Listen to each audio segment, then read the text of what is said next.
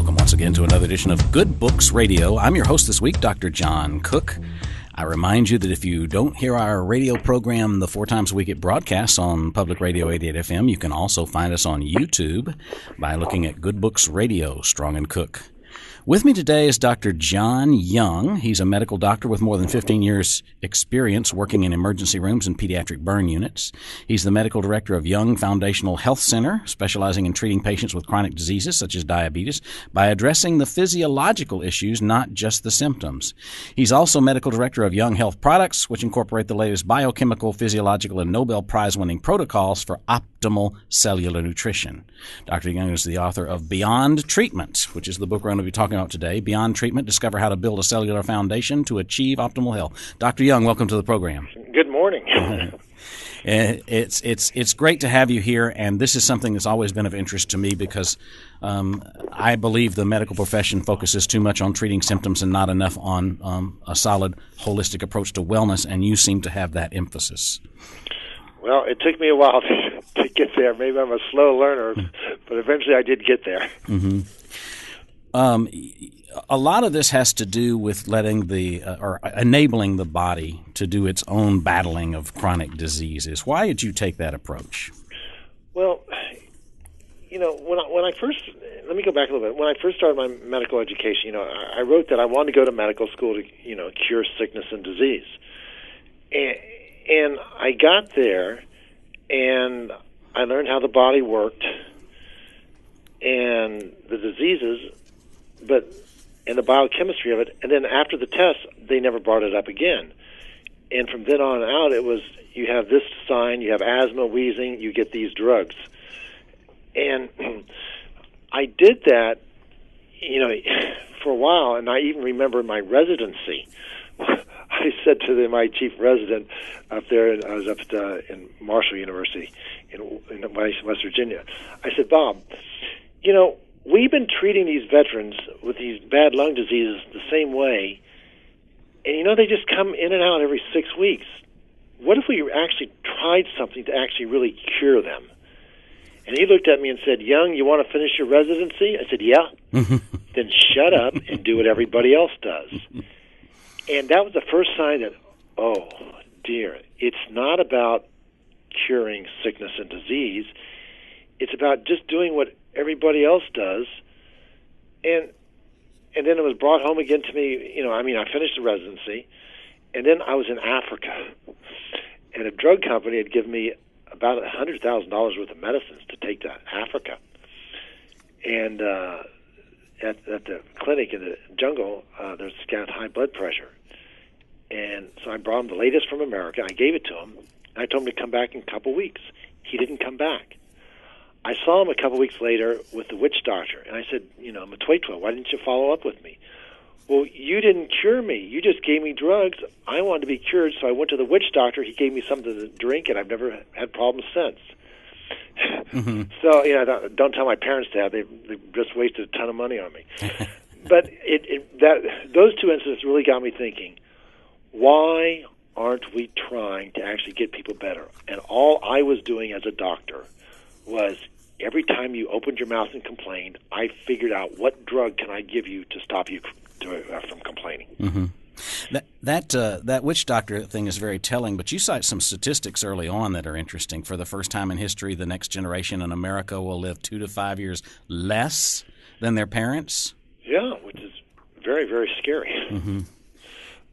Because we think we're getting better. We've got antibiotics and things like that. But, let me just say this. I appreciate my medical training.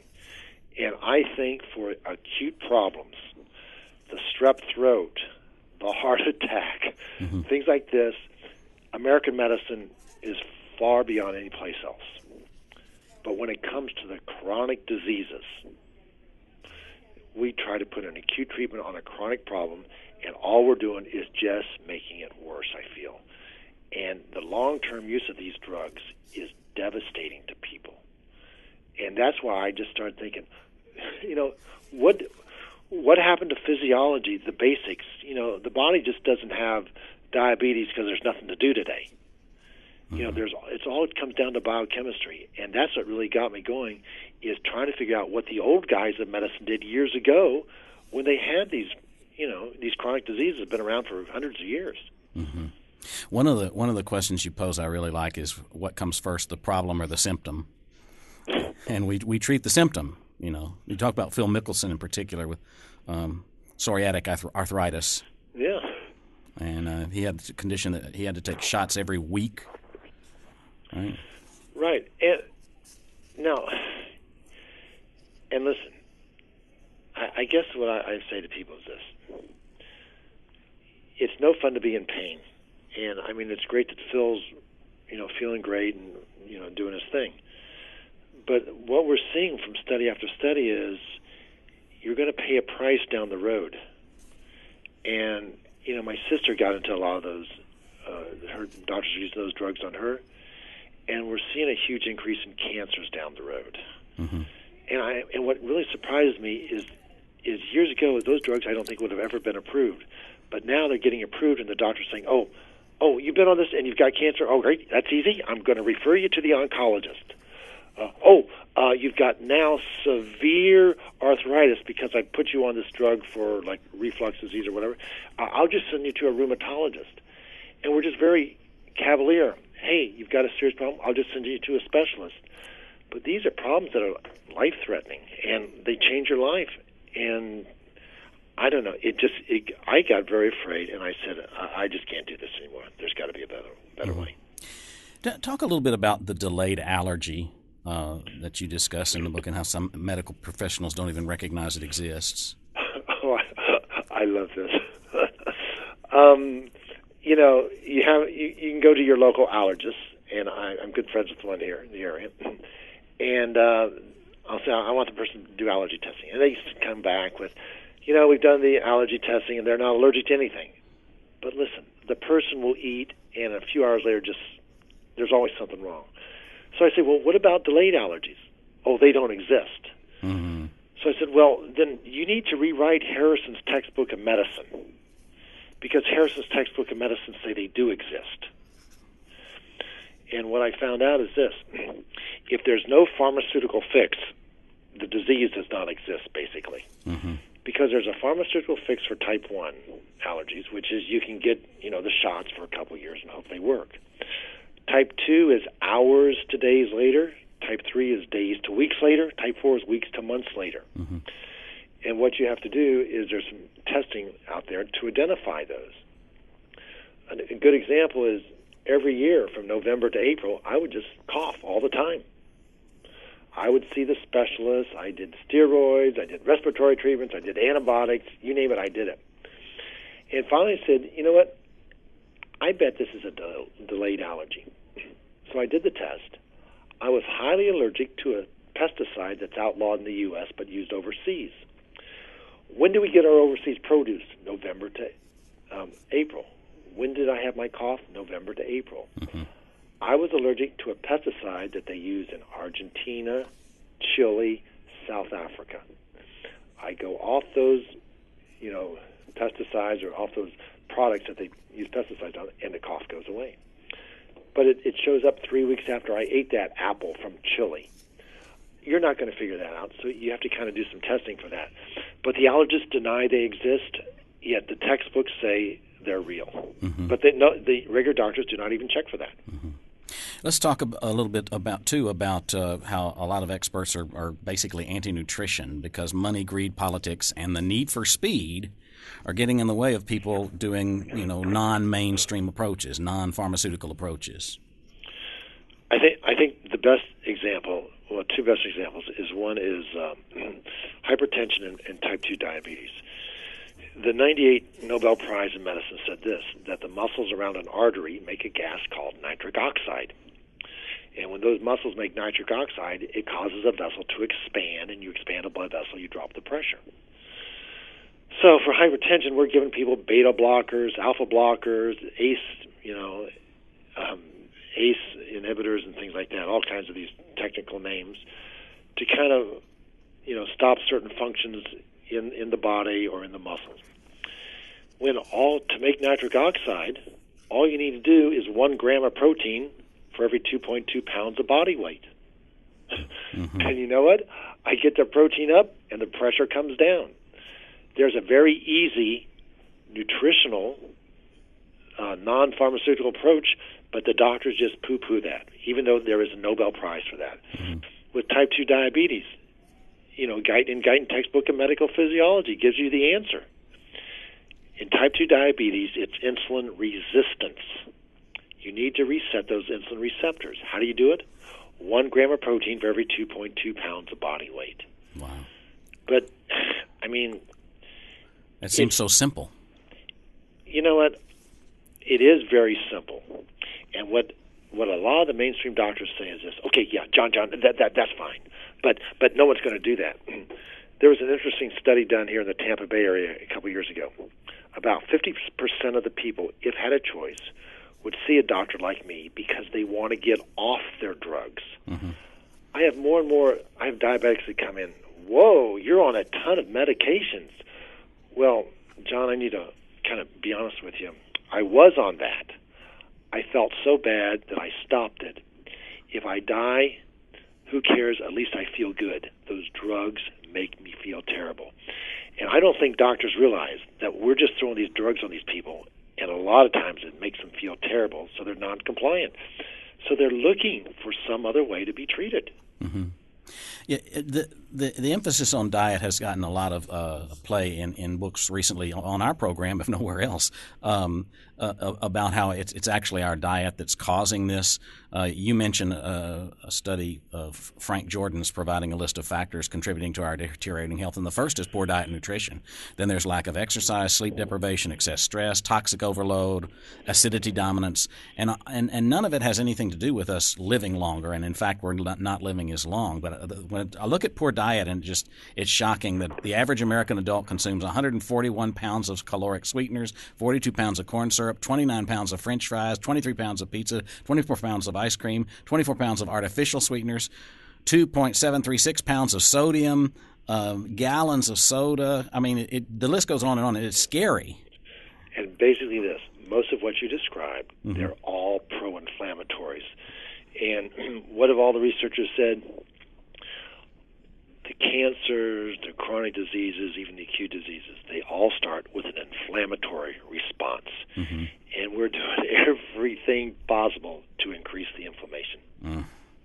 And then there's alcohol drinkers.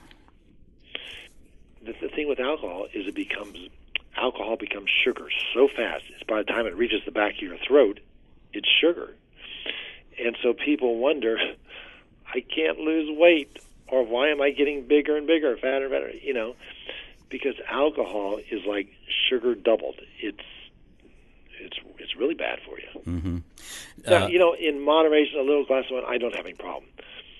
But a lot of my patients are going way beyond that. Yeah, you mentioned the usage, and it's kind of scary what it takes to be a binge drinker is not that much.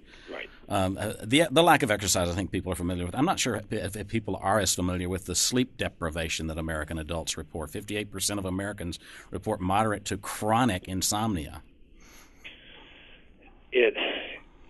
I had a patient show up one day, and I tried everything, and I sent him to specialist after specialist. And finally, I saw him recently, and I've been working with him for like 3 years. Just one problem after the other. And we'd sent him for a sleep study. I don't know why I didn't pick this up in the beginning. And he had severe sleep apnea. We got that corrected, and guess what? 95% of all his other stuff just went away.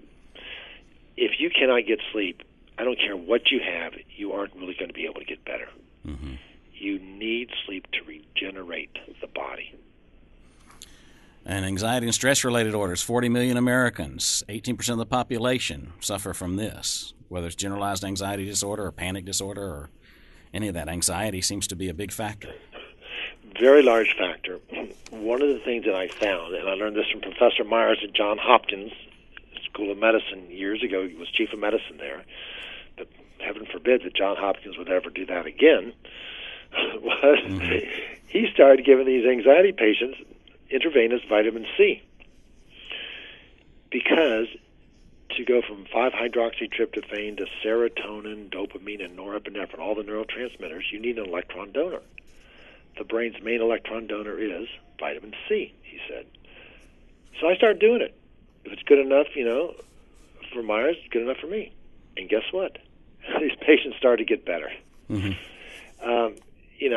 And unfortunately, you couldn't take enough vitamin C to raise those levels up, so you have to actually do an IV. But I'm just thinking of all the people in the ER that I treated that if I could have just given them an IV, would have changed everything. But here I am. Okay, here's some more Valium, here's some more Xanax, go ahead and get out of my ER and I'll see the next patient. Mm-hmm. Because the idea was, really, don't get them better, John. Just stop them from complaining and get them out. That's that symptom thing again, isn't it? Right. The number of, well, I guess the best way to say it is overprescription, over usage of prescription drugs is probably the biggest factor we're dealing with these days in terms of not really curing. Well, because if you look at like the protocols, which are heavily drug influenced, and then there's always the law groups waiting out there to sue you if the doctor does not do really what the pharmaceutical companies have told the doctors to do. Mm-hmm. Fortunately in Florida, we have a right to treat state, which has really protected us. But it really comes down to, I said to a doctor one day, we were sharing some office together years ago, and I said, you look at me and you see all the scientific evidence that I bring, but how come that, Julie, that really good-looking drug rep that was here with the really short dress, the great legs, the blonde, I think she has a phys ed degree from the University of South Florida, but man, is she good-looking. She comes in, and you're just drooling and saying, yeah, I want to prescribe this drug, yeah. How come you'll listen to her, but you won't listen to me, a fellow colleague with the scientific evidence? Mm-hmm. He just mumbled something and went on. Obesity, my gosh, it's triggering more cases of type 2 diabetes, heart disease, cancer, and yet obesity seems to continue to rise. All right, it comes back to this. The textbooks of physiology said this: if you're going to survive on planet Earth, you need 1 gram of protein for every 2.2 pounds of body weight. Mm-hmm. We actually, when I taught my patients, oh, John, that is terrible. That's way too much protein. I'm saying this is what the textbooks of medicine for the last 90 years have said you needed. I never go over 90 grams of protein with a patient, even if they weigh 500 pounds. Mm-hmm. Because when you get the enough protein, you reset the insulin receptors. So they don't have to end up in diabetes. But what they're doing is they're thinking, I'm eating well because I'm eating organic fruits and vegetables. Unfortunately, with diabetes, you need the protein to reset the insulin receptors. The other thing is that the Center for Disease Control years ago said this: every doctor should get a fasting insulin, not a glucose, but a fasting insulin level, because it'll pick up diabetes 10 years before it happens. Mm-hmm. And I say to patients, if you aren't seeing me, talk to your doctor, but that insulin level should be 5 or less. But I'm getting people, 35 years old, their fasting insulin levels 15. Gosh. And no wonder they have a waistline of 55. I mean, you can go to the mall, you can see the pre-diabetics or the diabetics. Their belly, sticks way out, because when you have the belly fat, you have high insulin levels. And that's the beginning of type 2 diabetes. Then you get into the pills, you get into the insulin, you get into the neuropathies, you get into the amputations, the kidney failure, and you just kind of go down the tubes. I don't want it to sound like we're self-serving here, but I want to turn to the health shake recipes for a minute, because you just talked about protein, and part of the answer to get back in balance is to make sure you get protein with your health shake, and you use a health protein that is a whey that's cooked at a lower temperature, as I recall. Right. The 31 Nobel Prize in Medicine basically said this: if you can remake the cell membrane so it's more permeable to oxygen, like you had when you were first born, you're going to do pretty good. So we took that 31 Nobel Prize, some people know it as a Budwig cocktail, but they used cottage cheese or quark. And I noticed my patients got very, very tired of that. They couldn't even look cottage cheese in the face anymore. So we called the Budwig Institute in Germany, and they said, well, John, there is a low-heat protein out there. If you can find it, we'll give you our blessing. And we found it. And we talked to the manufacturers, and we made it a little bit better for our specifications. We added the flaxseed oil like the Germans did, because, remember, you need the double bonds, and the cell membrane is double bonded. Flaxseed oil has the most double bonds. We made an emulsion, showed them how to flavor it so it's not sugary, low carb. And lo and behold, I remember the first time I said, I'm going to do this cocktail on this patient, whoever comes in next. And it was a diabetic and hypertensive, and it was very interesting. We started her on it, and then I get a call about 2 weeks later, and she didn't sound good, and her voice was real shaky, and I said, well, Marilyn, why don't you check your blood sugar? Oh, my blood sugar's 82. It's never been that low in years. Well, you know what? Maybe we should cut back on some of your meds.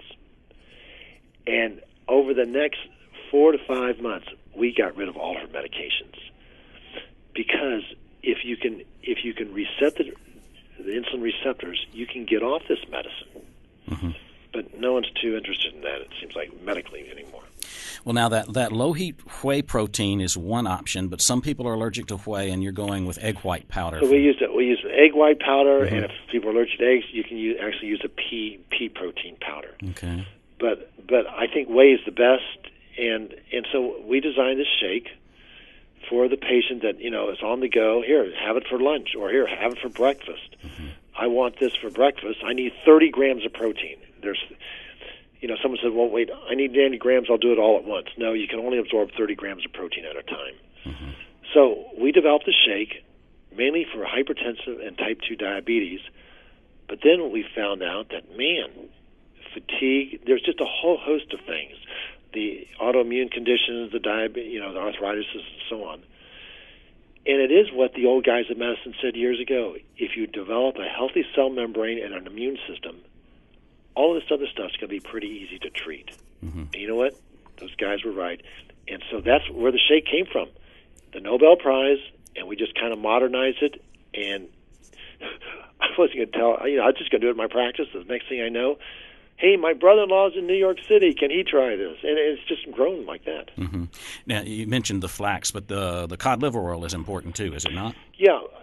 There's certain things in the Americans are kind of unique people.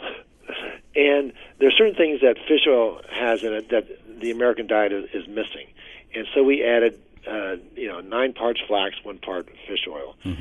And remember, to absorb an oil, and this is basic biochemistry 101, you have to emulsify it or hide it in a protein.